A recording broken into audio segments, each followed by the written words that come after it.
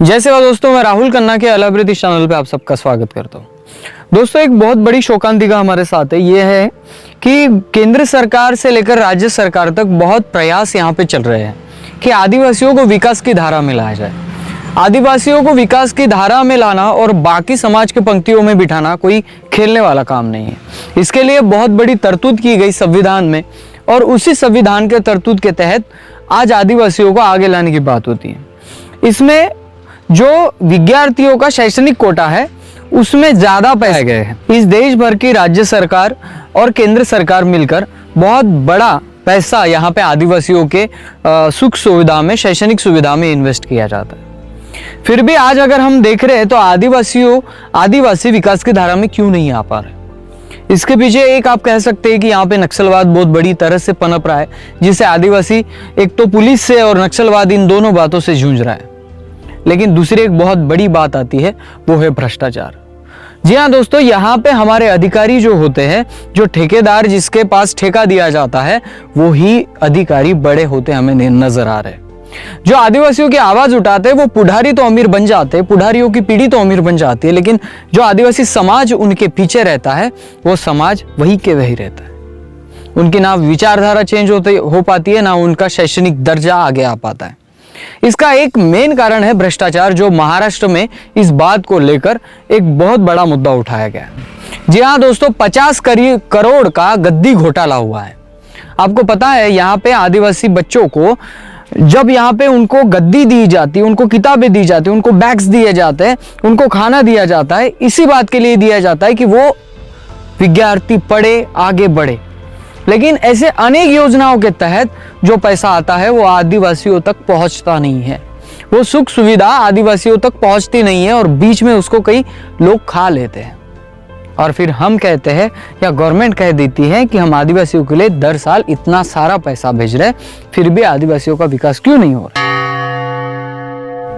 इसके पीछे जो दरिंदगी है वो आज के वीडियो में आपको मैं दिखाऊंगा। महाराष्ट्र के आदिवासी विकास मंत्री एडवोकेट के.सी. पाडवी सर ने एक बड़ी बात का खुलासा किया, और इस बात को सबसे पहले महाराष्ट्र टाइम ने अपने अखबार में दिखाया। इस बात का यह है कि यहाँ पे गद्दी घोटाला हुआ है, वो भी 50 करोड़ का। और वो गद्दी घोटाले के तहत में जाने के लिए के.सी. पाडवी सर ने इन सभी बिलों को स्थगिति दे दी। फिर भी इन मंत्रियों को ना पता चलते हुए अंधेरे में यह काम किया गया था, और यही बात दोहराई गई है इस बार महाराष्ट्र में। महाराष्ट्र टाइम्स इस अखबार ने इस बात की पोल खोल की और ये साबित किया, ये लोगों के सामने लाया कि यहाँ पे गद्दी घोटाला हुआ है।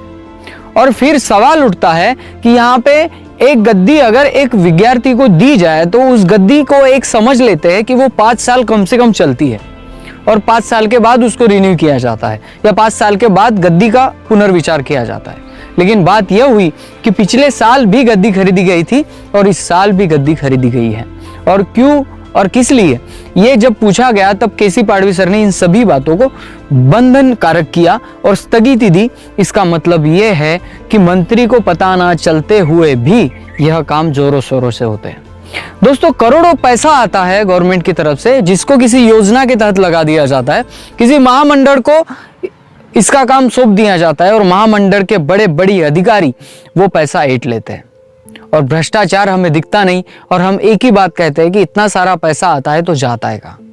यह भ्रष्टाचार की नींव यहाँ पे महाराष्ट्र में जैसी पोल खुली है, हो सकता है आने वाले टाइम में हर राज्य में इसका ऑपरेशन किया जाना चाहिए। दोस्तों, जनसंख्या को देखते हुए, इस लोक संख्या को देखते हुए 9% लोग आदिवासी है।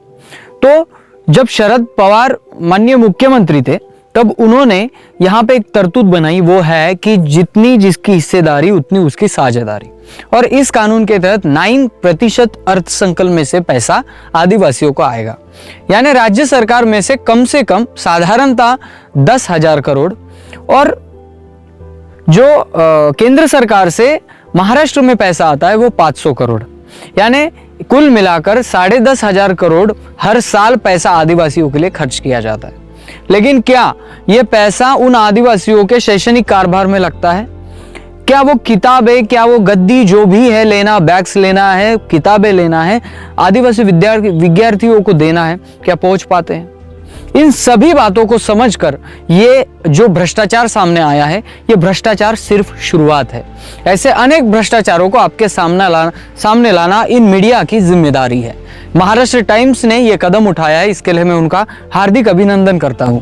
और ऐसी बातें सभी समाज सेवी, सभी मीडिया लोगों को सामने लाने की जरूरत। निवृत्त न्यायाधीश गायकवाड़ सर, इन्होंने 350 अधिकारियों पे ऐसा आरोप लगाया है जिन्होंने आदिवासियों के यानी भ्रष्टाचार जो होता है, भ्रष्टाचार करने वाले लोगों पे आरोप लगाया। लेकिन बात यह हुई कि इन बड़े अधिकारियों ने इनके ऊपर आज भी कलम कार्रवाई नहीं हुई है। और फिर लॉकडाउन आ गया और लॉकडाउन में सभी चुप हो गए। दोस्तों, कुल मिलाकर महाराष्ट्र की बात की जाए तो 512 आश्रम स्कूल और 439 हॉस्टल है। इन बाकी हॉस्टलों में और आश्रम स्कूलों में हमारे बच्चे पढ़ते हैं। बच्चों को एक नई दिशा मिले, बच्चों को सभी बातें मिले, इसके लिए गवर्नमेंट ने भी बहुत बड़ी तरतूद की है। लेकिन बात यह है कि उन बच्चों तक उनकी सुख सुविधा नहीं पहुंच पाती, क्योंकि ऐसे बीच में जो अधिकारी बैठते हैं वो अधिकारी पूरा पैसा ऐंठ लेते हैं और सिर्फ लोगों के हाथ में सिर्फ पर्चियां रह जाती हैं। हालांकि एक आदमी अगर इस खिलाफ आवाज उठाए तो उसका आवाज बंद किया जाता है, क्योंकि ये पैनल कोई छोटा पैनल या एक आदमी नहीं है, तो बड़े बड़े ठेकेदार भी, बड़े बड़े पैसे वाले लोग इसमें शामिल है। तो दोस्तों, बात यहां आती है कि आदिवासी अपनी सुधार क्षमता, अपनी शैक्षणिक क्षमता बढ़ाए और गवर्नमेंट जो पैसा देता है वो इस कामों में लगाए, तो लगाए कैसे? आदिवासी आदमी सामने आए तो आए कैसे? इनको पता है कि आदिवासियों की आवाज दिल्ली तक नहीं तो मुंबई तक भी नहीं जा सकती, क्योंकि इनको पता है आदिवासी अपनी आवाज बुलंद कर ही नहीं सकता। और इसी खातिर आदिवासियों के पैसों पे बहुत बड़ा डल्ला मारा जाता है। मैं महाराष्ट्र टाइम्स और जो अन्य मीडिया है इस काम में जुटा है, मैं सभी को एक बार उनको काम को सहकार्य देता हूँ, उनके काम का अभिनंदन करता हूँ। और दोस्तों, मैं सभी यहाँ के जो हमारे युवा वर्ग है, जो हमारे नेता है, जो काम कर रहे हैं, उन सभी को एक निवेदन है कि आपके ग्राम पंचायत से लेकर आपके हर वो बात पे आदिवासियों के लिए पैसा आता है। ग्राम पंचायत में भी ऐसी तरतूद है कि आपके गांव में ज़्यादा अगर आदिवासियों की उपस्थिति है तो आपके यहाँ पे पैसा आता है। उसको कैसे लगाना है, कैसे नहीं लगाना है, वो ग्राम पंचायत की जिम्मेदारी है। तो इस बात को टोका जाए, उस अधिकारियों को सवाल पूछे जाए, जो पैसा आता है वो जाता कहाँ है, उसका पूरा हिसाब लिया जाए। क्योंकि दोस्तों, अगर हम आज हिसाब नहीं लेंगे तो कल ये लोग हमें उस दरवाजे तक पहुंचने भी नहीं देंगे।